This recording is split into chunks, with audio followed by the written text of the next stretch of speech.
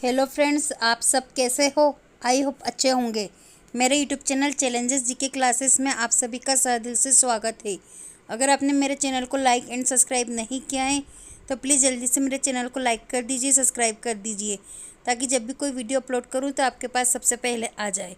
अगर आप इनमें से किसी भी एग्ज़ाम की तैयारी कर रहे हो तो मेरा वीडियो आपके लिए हेल्पफुल रहेगा। Thank you so much.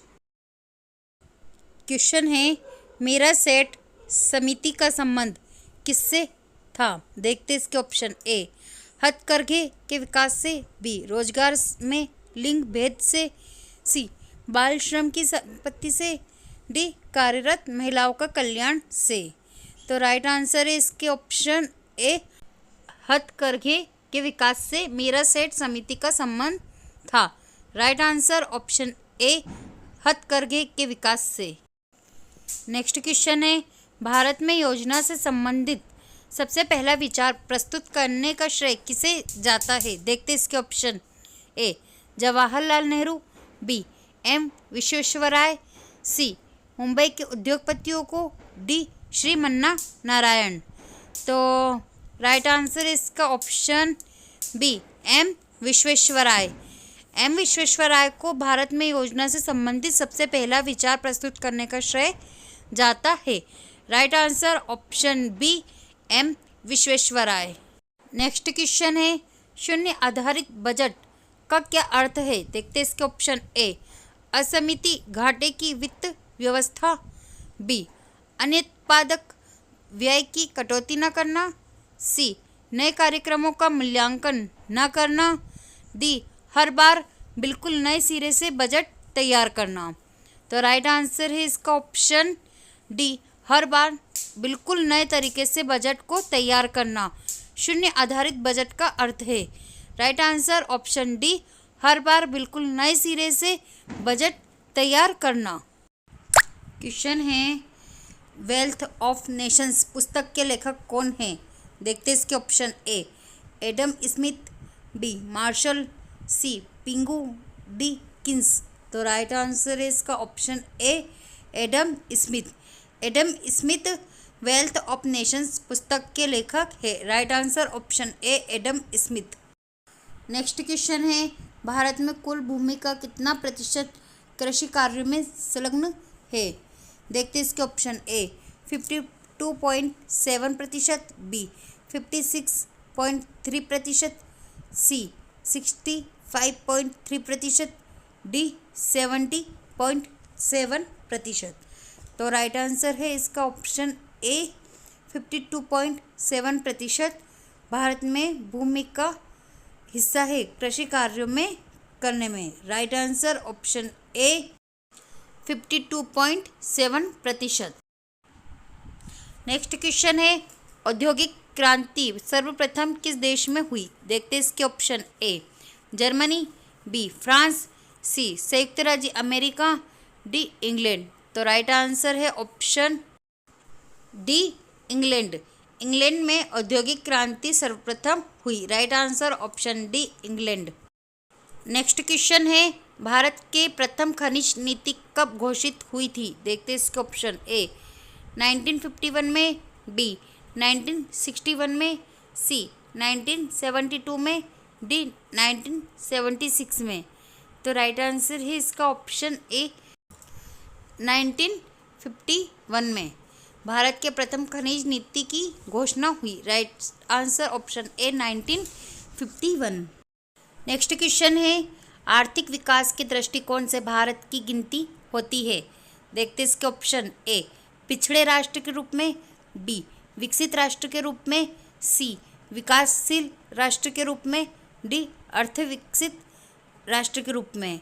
तो राइट आंसर है इसका ऑप्शन सी, विकासशील राष्ट्र के रूप में। आर्थिक विकास की दृष्टिकोण से भारत की गिनती विकासशील राष्ट्र के रूप में होती है। राइट आंसर ऑप्शन सी, विकासशील राष्ट्र के रूप में। नेक्स्ट क्वेश्चन है, हटी सोने की खानें किस राज्य में स्थित है। देखते हैं option. A, Andhra Pradesh. B, Maharashtra. C, Karnataka. D, Tamil Nadu. Right answer है ऑप्शन सी, कर्नाटक।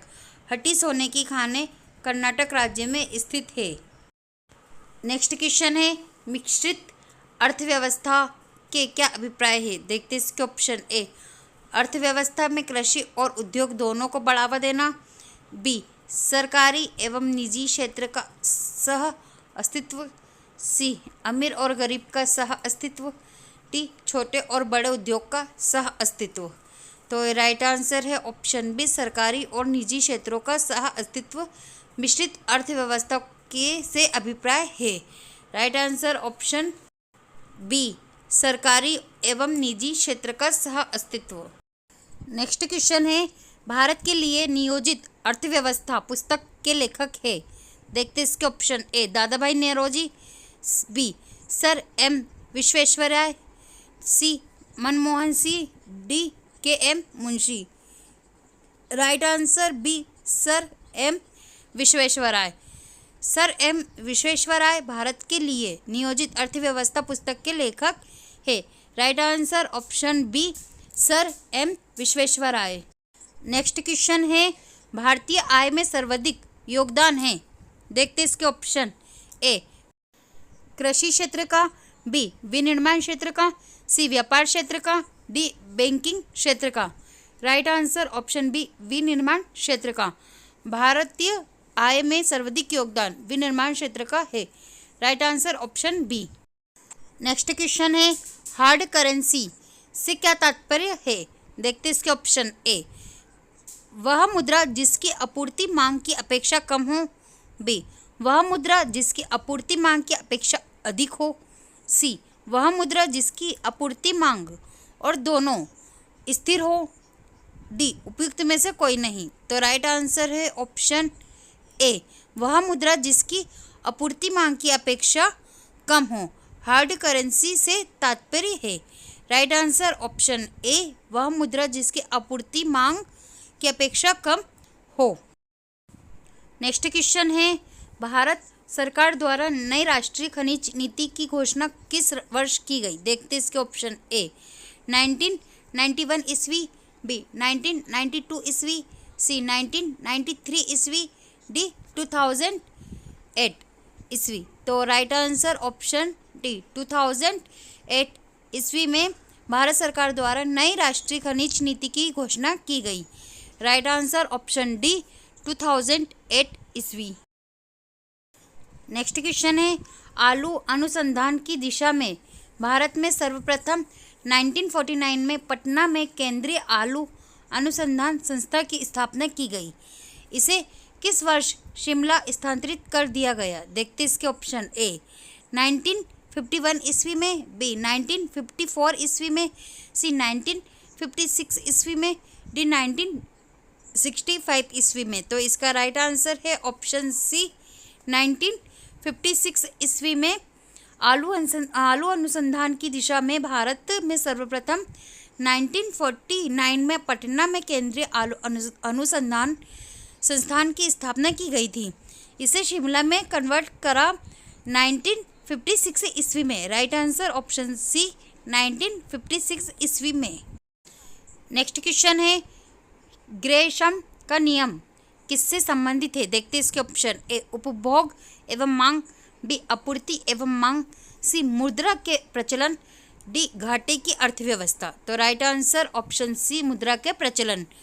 ग्रेशम का नियम मुद्रा के प्रचलन से संबंधित है। राइट आंसर ऑप्शन सी, मुद्रा के प्रचलन।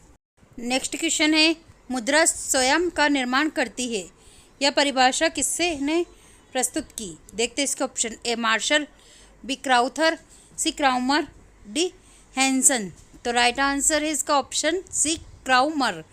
क्राउमर ने यह परिभाषा दी है, यह प्रस्तुत किया है कि मुद्रा स्वयं का निर्माण करती है। Right answer option C, Cromer. Next question है, दिल्ली, मुंबई, चेन्नई और कोलकाता को जोड़ने वाला स्वर्ण चतुर्भुज कहाँ कहाँ से गुजरता है? देखते इसके option A, Amritsar, Ahmedabad, Pune, Patna. B, Jaipur, Porbandar, Hyderabad, Varanasi. C, Vadodara, Pune, Visakhapatnam, Varanasi. D, Nagpur, Bhopal, Surat, Amritsar.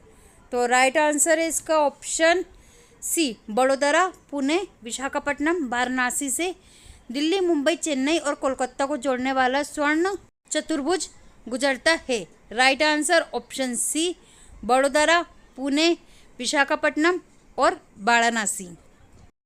Next question है, निम्नलिखित में से कौन सा विमानपत्तन पूरी तरह और शक्ति से चलित विश्व का प्रथम विमानपत्तन बन गया? देखते इसके ऑप्शन। ए लोकप्रिय गोपीनाथ बारदोली अंतर्राष्ट्रीय विमानपत्तन, बी नेताजी सुभाष चंद्र बोस अंतर्राष्ट्रीय विमानपत्तन, सी अमृतसर अंतर्राष्ट्रीय विमानपत्तन, डी कोच्चि अंतर्राष्ट्रीय विमानपत्तन, केरल। तो right answer option D Kochi अंतर्राष्ट्रीय विमानपत्तन, Kerala.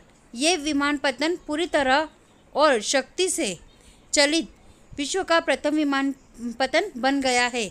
Right answer option D Kochi अंतर्राष्ट्रीय विमानपत्तन। नेक्स्ट क्वेश्चन है, नागरिक विमान एयरबस बनाने वाली कंपनी किस देश की है? देखते इसके ऑप्शन। ए संयुक्त राज्य America, B UK, C France, D Germany. तो right answer option C France. नागरिक विमान एयरबस बनाने वाली कंपनी फ्रांस देश की है। Right answer option C France. Next question है, भारत में कॉफ़ी की खेती के लिए सबसे उपयुक्त क्षेत्र कौन सा है? देखते इसके ऑप्शन। ए कच्छ करण, बी दक्षिणी पठार, सी सिंधु गंगा घाटी, डी ब्रह्मपुत्र घाटी। तो राइट आंसर ऑप्शन बी दक्षिणी पठार। दक्षिणी पठार भारत में कॉफ़ी की खेती के लिए सबसे उपयुक्त क्षेत्र माना जाता है। राइट आंसर ऑप्शन बी दक्षिणी पठार।